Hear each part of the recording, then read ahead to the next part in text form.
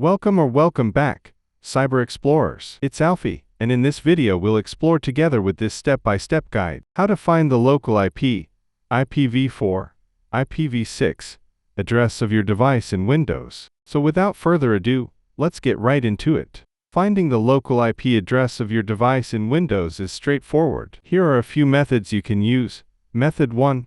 Using command prompt. Press Windows key +R, type CMD, and press Enter. In the command prompt window, type ipconfig and press Enter. Look for the IPv4 address and IPv6 address entries under your active network adapter. These entries will show your local IP addresses. Method 2.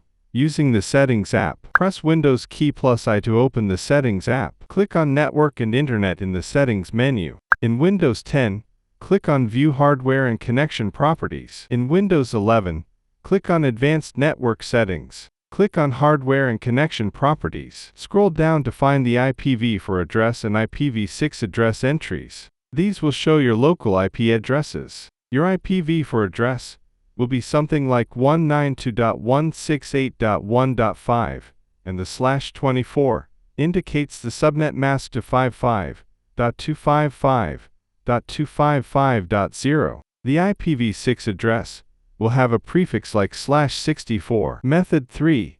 Using Control Panel. Press Windows key +R, type Control, and press Enter. Click on Network and Internet in the Control Panel. Click on View Network Status and Tasks. Click on the name of your network connection. In the Ethernet Status or Wi-Fi Status window, click on the Details button. Look for the IPv4 address and IPv6 address entries. These entries will show your local IP addresses. These methods should help you easily find the local IP address of your device in Windows. Note: IPv4 is the most commonly used version for local network connections. And that's it for today. If you found this video helpful, please give it a thumbs up, consider subscribing, and don't forget to activate the notification bell so you won't miss out on any new uploads. Thank you for watching. Until next time, see you later.